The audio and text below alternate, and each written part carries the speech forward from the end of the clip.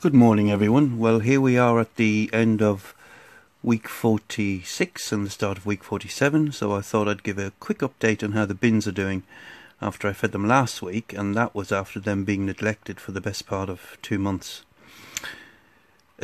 Just to also let you know that I have been catching up on a lot of your videos. I haven't been commenting on every single one, because you're a very prolific lot of video producers. But I'm one of these people that believes that a subscriber isn't just for competitions, a subscriber is for life. So I'm very faithful to the people I'm subscribed to, and I do watch your material, and I find it very interesting and enjoy every second of it. But it's just so much to catch up on. I can't write comments on everybody's videos, but I am watching. So I'm more or less pretty much caught up, and I'm hoping that it'll be business as usual from this week. This is the mother bin. As you can see, the bedding is actually looking a lot better than it did last week. It was incredibly dry, almost dusty. So I added melon, and I think this bin only got about half a melon. And you can see, I think I commented at the time I wasn't going to add any moisture to it because the moisture from the melon would be enough to re-wet this bin and make it a bit more to the worm's liking, and as you can see from the colour of the bedding, it has. Now, I wasn't expecting any great things with the numbers of worms, because if you remember, a lot of them from all of the bins just abandoned ship and went to the Dalek bin I have, which had an awful lot of food composting in it and cardboard and so on, but everything that we had that was unsuitable for a worm bin was put into that Dalek bin. So really there shouldn't be any worms in there at all. I'm talking leeks, onions, scallions, oranges, all the sort of things that you just would not put into a worm bin went into the general compost bin. And the worms took matters into their own hands, and when I wasn't feeding the bin and they weren't getting their regular weekly dose, they just decided to bail and move into the Dalek bin. So I think it'll be interesting for the next 6 weeks to watch how the numbers recover in these bins. Week 46, so there's 6 weeks left, which will be a year, and that will bring this little series to an end. So all I'm going to do now is add some of the flour. You remember I acquired some flour from a burst bag in a shop, and I'm going to get rid of that over the next couple of weeks feeding the bins. So this bin now will get a couple of handfuls of the corn flour, into which I mixed some ground up eggshells, and that should keep them happy for the week.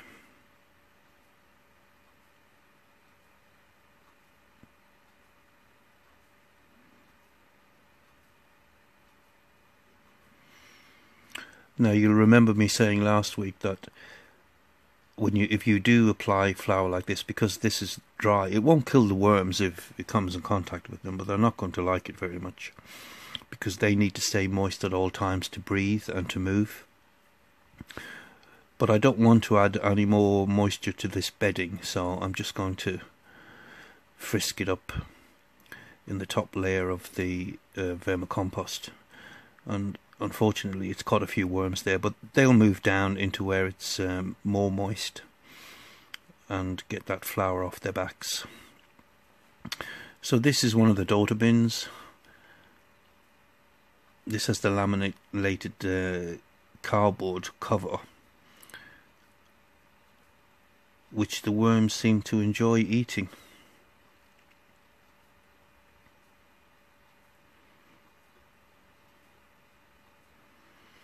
You see a couple of worms there have got themselves between the cardboard and the laminate. They love the glue. They love the glue in cardboard. So I think that's what they're after. And then as the cardboard gets moist, they'll eat the cardboard.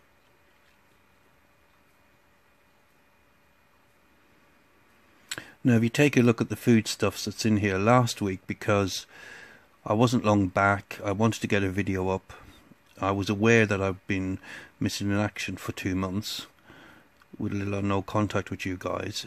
And I had very little food. I just sort of roughly threw in some big lumps of, I think most of what this is was cooking apple core. or cooking apple skin. Now you'll see it hasn't broken down very much. It has only been a week, but I think this is a good illustration of why this isn't the best way to feed a worm bin.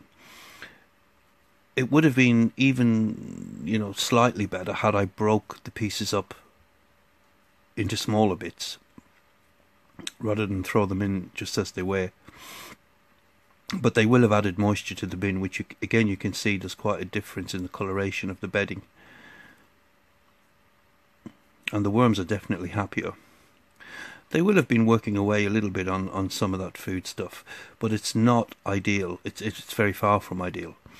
So what would have been better still is to have blended that food stuff and added it in, or to freeze it and thaw it and then add it in. My preferred method is freeze thaw, because I think my experience anyhow in feeding blended versus freeze thaw into small worm bins like this is that you can get a lot more moisture squeezed out of the foodstuffs before you put it into the bin when you freeze thaw, and it seems to break down quicker and become more accessible more quickly for the worms. But either of the two ways is better than what I did last week, which was just to throw lumps in. Now, you saw what was left of the melon, so again it depends on the food stuff that you're throwing in. If it's a melon, great, it'll be gone in a week. If it's apple core and stuff like that, pear core, that will break down very quickly because of the high moisture content. But if it's apple peel, it takes longer, and if it's carrot peel or potato peel, forget about it. It will sit in a small worm bin for months, if not years, before it's accessible to the worms. So I would recommend always blending or freeze thawing anything that's a root crop.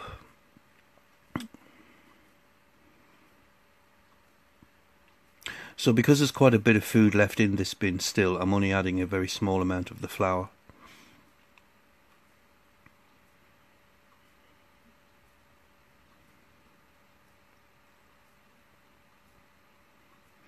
And that's them sorted.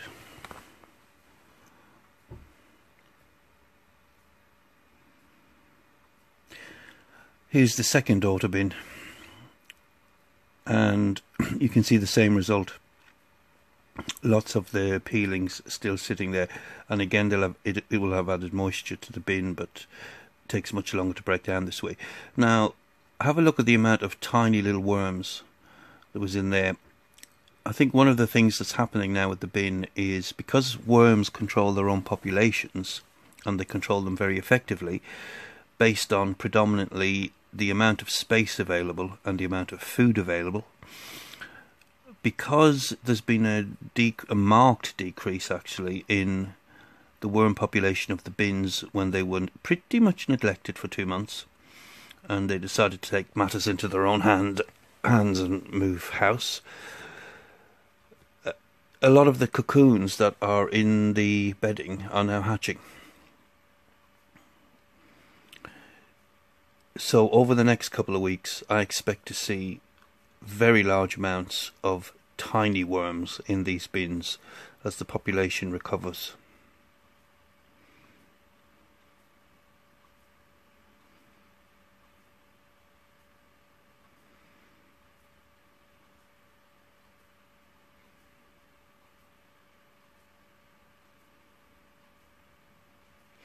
So hopefully by the time this series ends, we'll see all these bins heaving with worms again and be ready to split off. I feel a little bit sad actually that there's only 6 weeks left to go, but it's also frightening to think it's a year since this little series began. So if you've been watching from the beginning, and a big shout out to Adrian and Philip, who I know have from the very beginning, and I know there's lots of you guys have, so many thanks. I really do appreciate the support, but it's a bit frightening to think that we're all a year older. Oh my god. So anyhow, again, because there's quite a bit of foodstuffs in there, I'm just going to add a very small amount of flour.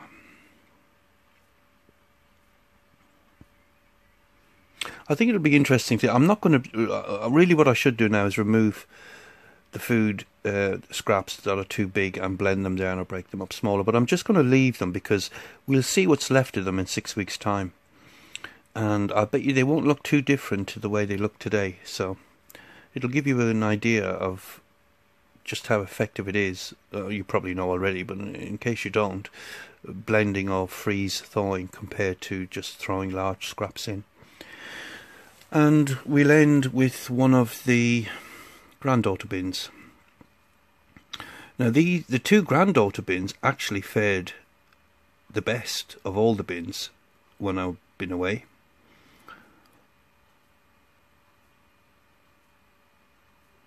The worm population looked pretty much about the same to me, and the bedding was in a lot better condition. And I think that's because they had more food.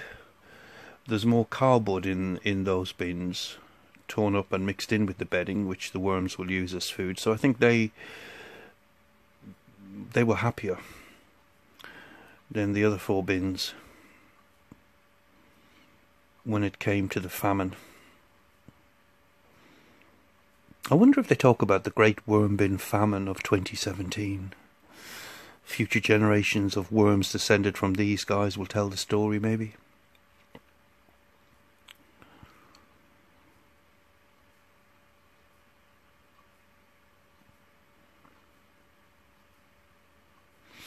Anyhow, for these guys I have got some blended food. Now I'm going to just give this a quick squeeze and you'll see the moisture come out. But again, this is something, if you look back through earlier videos, I think I've squeezed 1.5 glasses of liquid from the food stuff before I added it to the bins. Just to give you an idea of how much moisture or liquid does get put into the bins, but with the scraps. But again, because this bedding's a little bit on the dry side, I'm just going to add the blended food as it is. This is a mixture of banana skin and mushroom. It smells awesome.